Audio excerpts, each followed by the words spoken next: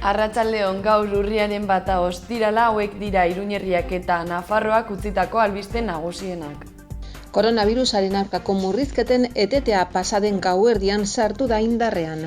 25.000 urteko labar grabatuen multzo harrigarria aurkitu da Alkerdi bi Aitzuloan Urdazubin.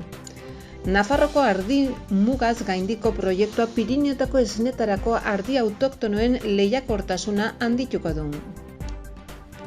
Galde iezadazu kanpaina abiarazi du Osasun Publikoak adinekoen egunean haien ongizate emozional, fisiko eta sozialari heltzeko. Lehendakariak Morant ministrori jakinarazi dio Nafarroak gaitasuna eta ahalmena duela abangoardiako osasunaren eta nekazaritzako elikagaien sektoretan proiektuak garatzeko. Berriozarko PA34 errepideko zubiko obreko 27.000 ibilgailutik gorako egitura egokituko dute. Iruñako udalak ofizialki amaiera eman die Landaben prestakuntza zentroan 24 hilabetez etorkizuneko profesionalak prestatzen aritu diren lantegi eskolei. Euskal Herriko dantzarien eguna ospatuko da larunbat honetan baztanen goizez eta arratsaldez ekitaldiak izanen dira. Agoan taldeak kontzertua eskainiko du igandean Atarrabian arratsaldeko 8:00.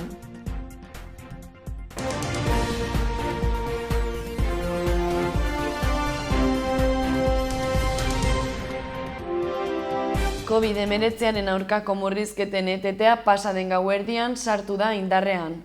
Arauak fase berri bat sartzen du pandemiaren egoeraren arabera, Nafarroan ordutegi eta edukiera mugak kentzen ditu eta maskara erabili beharra mantentzen du barnealdeetan eta kanpoaldean 1,5 metroko distantziari eutsi ezin zaionean.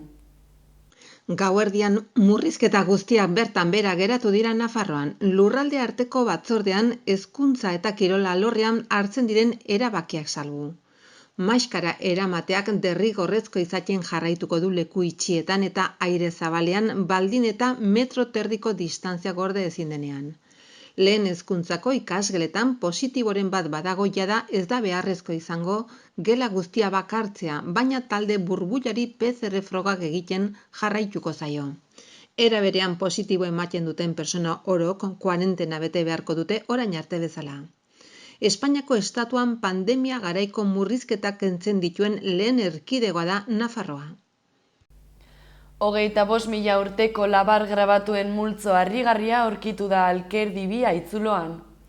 Kultura zuzendaritza nagusiak eta Urdaxeko udalak aurkikuntza historikoa aurkeztuko dute ondareari buruzko Europako jardunaldien esparruan larunbatean urriaren 2. Bianako Printze erakundea kultura zuzendaritza nagusiak eta Urdazubiko udaletxeak helduden larunbatean urria 2 paleolitikoan ohikoak ez diren grabatu eta pintura batzuk aurkeztuko dituzte herri hontako Alkerdi bi Aitzuloan. Aurkikuntzen artean daude grabatutako 12 irudi inguru, zeinen artean nabarmentzen diren bisonteak, uroak, zaldiak eta bereziki 4 bulba. Hoiekin batera daude gutxienez pintura gorriz marrazutako lerro bikoitzen bosail. Aurkikuntza galeria estuen egitura batean daude, zeinetara sarbide erabilgaitzeko katazulo batetik heltzen den. Hori guztia zuloaren gune oso sakon batean, egungo sarbidearekiko 2 solairu beherago. Egin denatariko azterketa Diego Garate Kantabriako Unibertsitateko Arkaitz Arte Prehistorikoan adituak koordinatuta, ondariari buruzko Europako jardunaldietan aurkeztuko da. Larunbat honetan Urdazubin. Oraingoz eta oraindik ikerketa prozesu bete-betean, ohiz kanpoko multzo bat dago hizpide izan ere arkaitz arte paleolitikoan komunak ez diren ezaugarri batzuk aurkezten ditu. Olivia Rivero Salamankako Unibertsitateko eta ikerketa taldeko kide denaren esanetan, zimur grabatuen azterketa teknologikoak agerian jartzen du egin zituen pertsonak ez zuela artisten berezko abileziarik. Zentzu horretan ikaslea edo ez jakina dirudi zeren ez du trebezia ageri trazu etengabe eta seguruak sortzeko. Garrantzirik gabea dirudien xetasun honek inplikazio handiak ditu arkaitz artearen etorkizuneko ikerketetan eta interpretazioan zeren oro har bazirudien paretak erreserbatuta zeudela maixutasun artistiko bat zuten pertsona haietara, bere eskuragarritasuna murriztuta balego bezala, baina galeria berri honek zer esan jakin gabe utzi gaitu esan du Diego Garatek. Aurkitutako irudiak aldi grabetienseko, hau da 28.000 eta 20.000 urte artean berezko konbentzio grafiko batzuen eta Europako gune kontinentaleko lagina dira. Alegia ezberdina da garaiko arte peninsularraren aldean, zeinetan antzeko adibideak oso eskasak diren. Aurkikuntza berriekin batera aipatu behar dira, 2016an proiektu berean aurkitutako pintura beltz eta gorriak hala nola grabatuak bidea eman zutenak Alkerdi bi izendatzeko Nafarroko Foru Erkidegoan aurkitu den paleolitiko garaiko apaindutako bigarren haitzuloa. Une hauetan ikerketa garatzeko bidean dauden bitartean Alkerdi bi haitzuloa garrantzia handikoa gertatzen da adierazpen artistikoaren ezagutza hedatu ahal izateko, bai Espainian eta bai Europako beste gune batzutan. Nafarroako ardi mugaz gaindiko proiektuak Pirinioetako esnetarako ardi autoktonoen lehiakortasuna handituko du. Gomez kontseilariak lurralde arteko lankidetza azpimarratu du tokiko garapenerako eredu gisa. Nafarroko Latxa arrazako ardiazleen elkartearen aslana ardi proiektuak Euskadiko Europako bazkideekin eta Akitania Berriko Frantziako eskualdearekin lotutako erakundeekin batera Pirinioetako ardi arrazen aleen aukeraketa genomikoa hobetzeko balioko du. Lanaren bidez ekoizpen handitu egingo da, baina era berean lortutako letxaren koipeta proteina profila ere handitu egingo da. Faktore hori erabakigarria da Idiazabal eta Erronkariko jatorrizko deiturako gaztak egiteko. Landagarapen eta ingurumeneko kontseilaria den Itziar Gomez Beasainen Gipuzkoan izan da ostegunean azterketa honen ondorioak aurkeztu dituzten ekitaldian. Halaber bertan izan dira azterketa egiteko elkartutako mugaz gaindiko lurraldetako ordezkariak Bittor Oroz, Eusko Jaurlaritzako nekazaritza arrantza eta elikadura politikako sailburu ordea, Isabel Pargade, Euskal Hirigune Elkargoko ordezkaria, eta Anje Sainmari, iparraldeko Akitania Berriaren eskualdeko mendiaz arduratzen den eskualdeko kontseilaria. Pirinioetako Latxa, Manexa eta Baskobe arnesa esnetarako ardi arraza autoktonoen biziraupena arriskuan dago ekoizpen sistema intentsiboagoko beste arraza batzuek presentziarekin. Hala ere, Asaf edo Lakaun bezalako kanpoko arraza hoien produzio sistemek ez diote gizarteare balio ekosistemorik ematen. Paisaia, biodibertsitatea eta mantendua eta haien produktuek ere ez dute aurrean aipaturiko kalitate markek babestutako ezaugarririk. Testu inguru horretan mugaz gaindiko ardi proiektuak Pirinioetako esnetarako ardi arraza autoktonoek batera kudeatzearen aldeko apustu egiten du, genetika hobetuta, haiek konserbatzea eta lehiakortasuna hobetzea bermatzearren. Galde iezadazu kanpaina abiarazi du osasun publikoak adinekoen egunean haien ongizate emozional, fisiko eta sozialari heltzeko.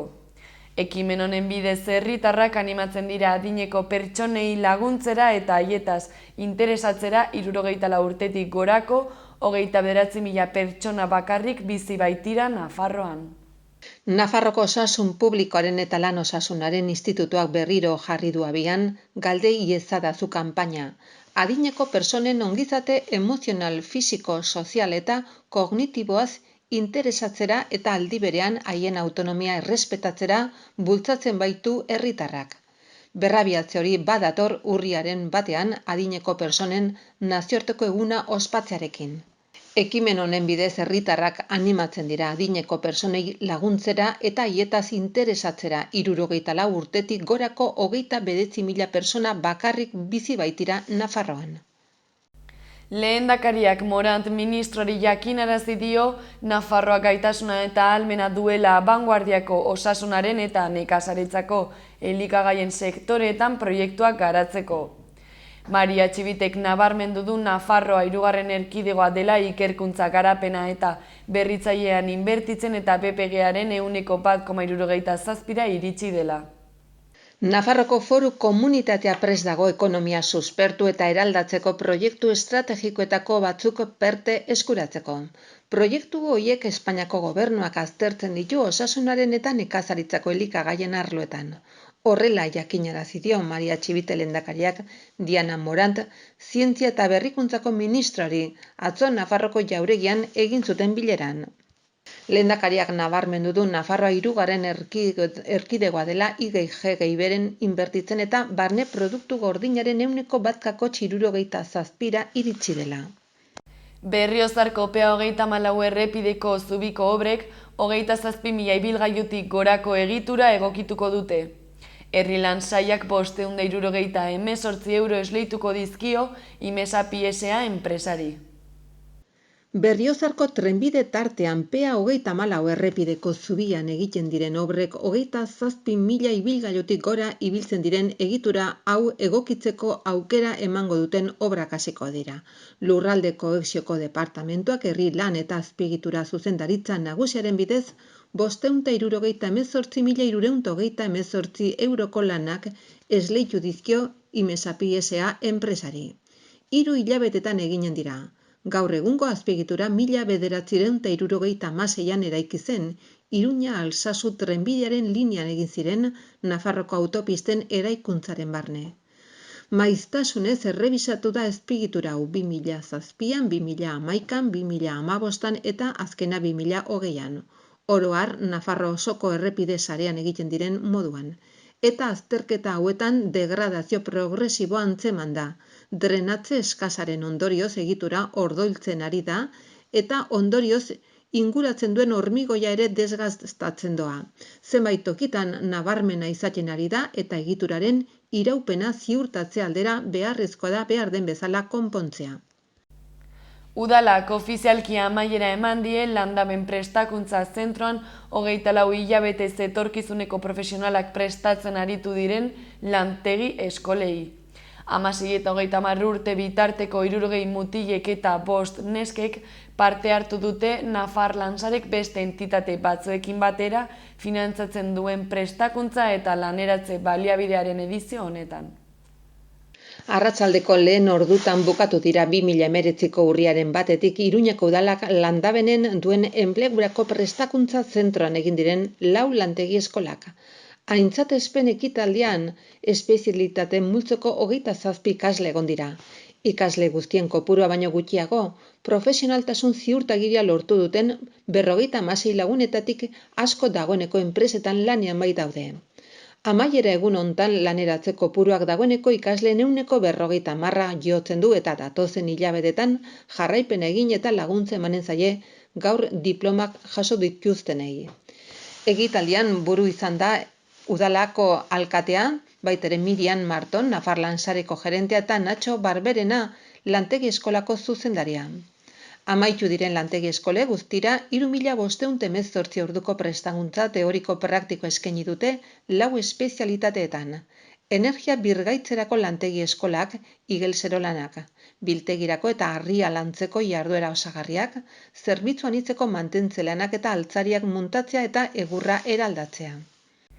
Euskal Herriko dantzari eguna ospatuko da larunbatean Baztanen, goizez eta arratsaldez ekitaldiak izanen dira Elizondon. Euskal Herriko dantzarien eguna ospatuko da larunbat honetan Elizondon. Goizeko 10etan abiatuko da egitarau zabala eta izanen da zer ikusi goizetik ilunabar artio. Zeren Euskal Herri osoko dantzarien hitzordua bilakatuko da herria.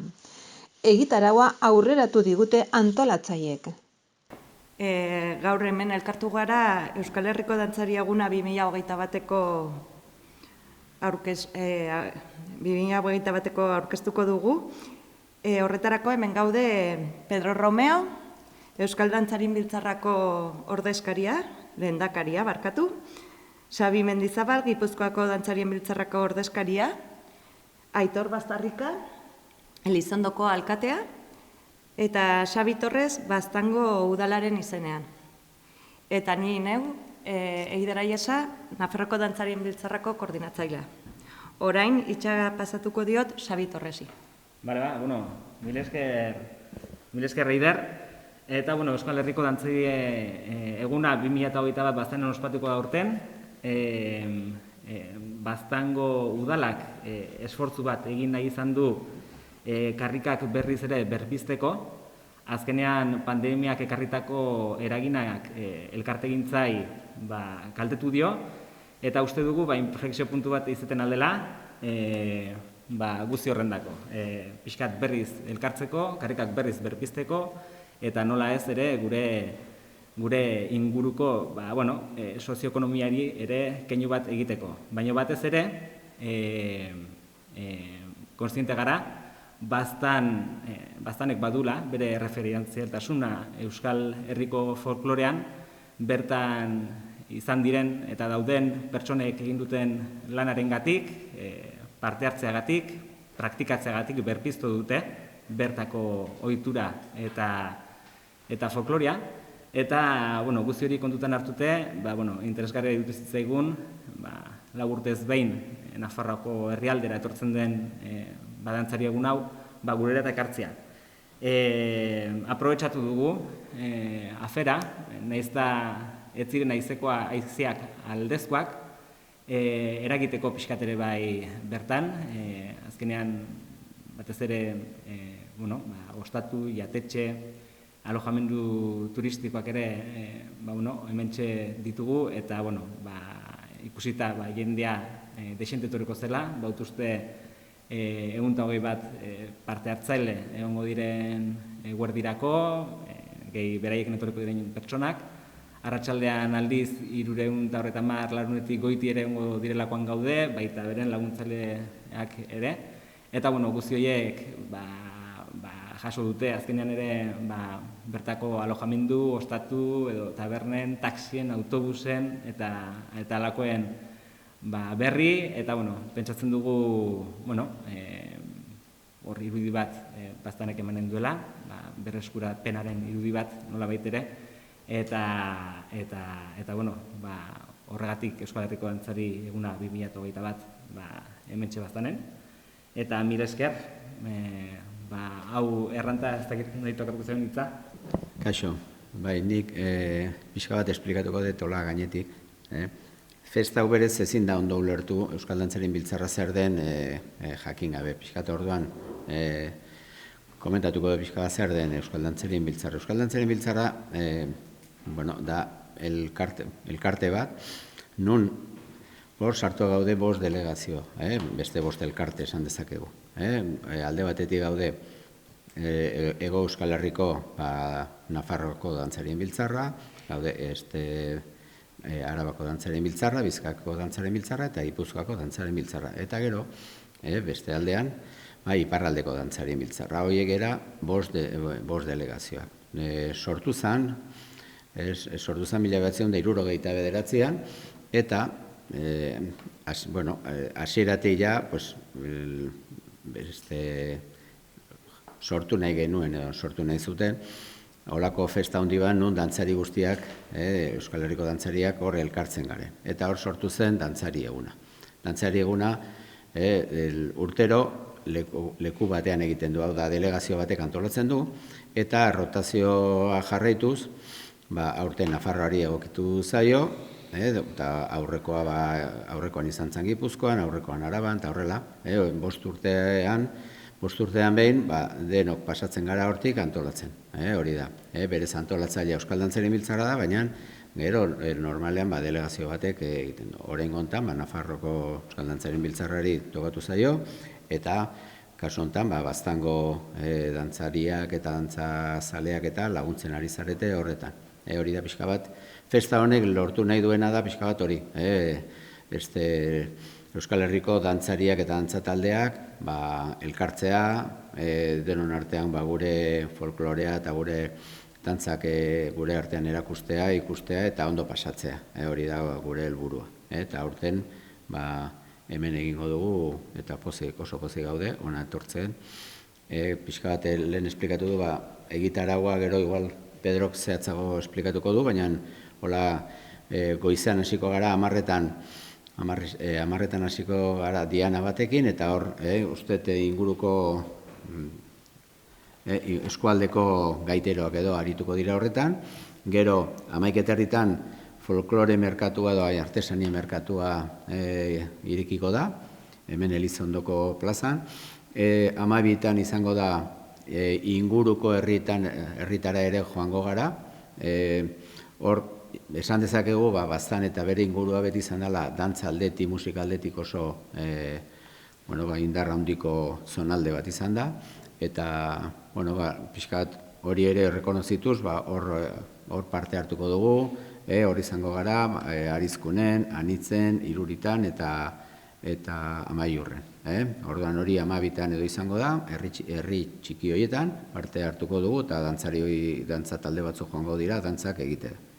Hor gero, ordu bat eterritan, egongo da Euroeskualdearen emanaldi bat. Euroeskualde guk beste proiektu batean sartua gaude, nun Euroeskualdeak mugitzen duen proiektuak egiten ditu eta kultur proiektu batean sartuta gaude. Nun egiten diran emanaldiak, holako emanaldi batzuk egiten dira, eta gero hor daude formazio saio batzuk, gero egiten dira dantza ikerketa eta fitxa batzuk, orduan pixkat proiektu horretan sartuak, eta goizean egingo dugu emanaldi hori. Emanaldia ordu bateko izango da, eta hau Euroeskualdeak, hau da, Akitania Berria ditzen dena, Nafarroako Foru Aldundia, eta Eusko Jaurlaritza hor sartua daude.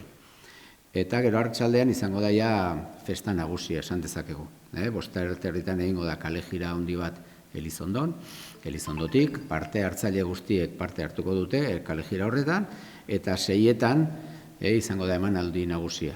Frontoian, nola ez dakit plaza edo frontoian nola ditzen da? Ekitaldi nagusia Laxoko pilotalekoa ditzen. Hori da, pilotaleko. Eta hor, delegazio batzuk edo delegazio guztiak bakoitzak bere dantzekin parte hartuko dute eta bere dantzak eskainiko dizkigute parte hartzen edo ikustera joaten diren guztiei. Hori da pixka bat, normalean ere beti bukatzen dugu afari herrikoi batekin eta gero erromeriarekin, baina egoera dela eta ezin izan dugu aurten horrela egin, baina hori errekuperatuko dugu, espero dugu, datorren urterako. Elizondoko herritik Euskal Herriko dantzari eguna momentu honetan hemen izatea aukera polit bat dela ikusi dugu. Hortaz, ekitaldi kultural hau laguntzea erabaki dugu eta antolaketan esku bat botatzen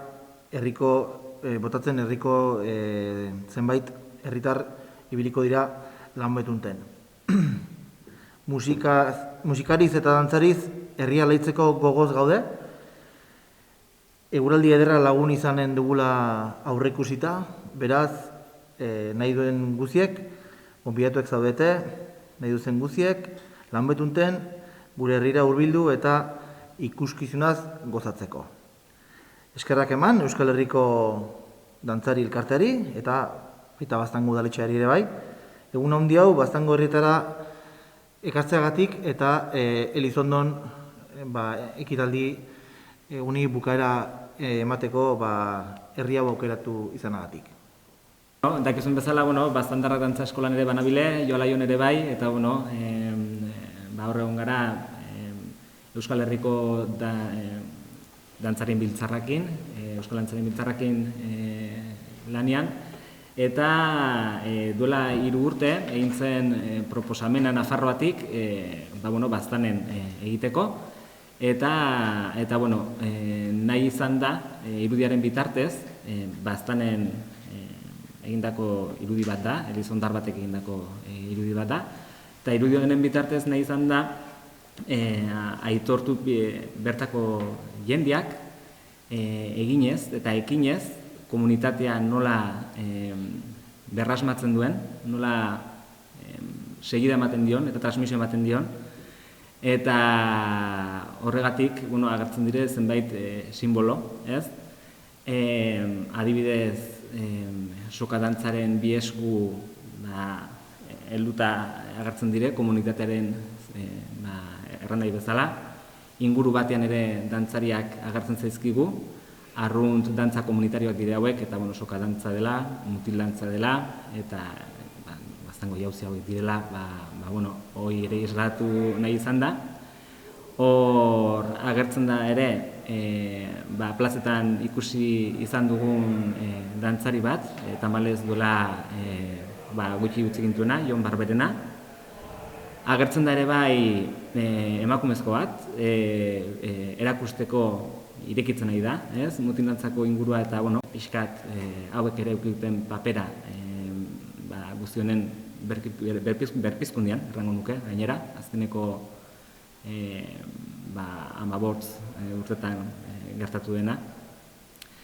Eta Pañoloan, han gaineko aldian, agertu zaiku Rafael Barragan, konfinamendu aroan egin naudelaik utzi gintuen laguna, eta horra agertzen da mutilantzari zion maitasunagatik, aitortzeko maitasun hori, uste dut merezi zuela bere humiltasun guztiekin holako ekitali batean berare horregotia, eta hor dago, marrazki batean. Eta bera, mutilantzaria borrokatu eta erakuslea ere izan da, mutilantza maisu bat, eta guzti hori pixkat irudikatu nahi izan da kartelian. Doikabe badago jende gehiago azpimarratu beharra dena, talde hauniz dugu baztanen ere, beraien lana ere bai, azpimarratzeko dagona, baina guzti horiek nahi dugu identifikatuak sentitzea, kartelan agertu diren simbolo hauetan inor atzendu gabe, eta hori da pixket kartelaren zentzua eta mezua. Agoan taldeak kontzertua eskainiko du igandean Atarrabian arratsaldeko 8:00. Nafarroan barnako bira zikloaren barruan, datorren igandean urriak 3 Agoan, Nafarroko rock musika taldeak kontzertua eskainiko du Hiru Herri Atarrabiako kulturretxean. Kontzertua arratsaldeko 8:00 hasiko da. Iruñako 6 gazte hauek osatzen dute Agoan taldea. Aritz Ezkergaletx, Oier Alsua, Asier Perez Gil, Efreno Tazu de la Casa, Iker Toiar Ugarte eta Oier Baldabidaurre. 2020an lehenbiziko singlea kaleratu zuten Bizitzeko beldurra bideoklip formatuan. YouTubeen dago eskuragarri. Hilabete batzuk geroago lehenbiziko diskoa plazaratu zuten Bazen behin, honako hau ere plataforma digitalean eskura daitekena. 2021ko otsailean eta martxoan Solo Out agertu zuten Zizurko eta Burlatako kulturetxeetan. Gaiak berek egindakoak dira eta hoietaz gainera Berritxarrak edo Platero itu taldeen eragina nabari da beste batzuetan.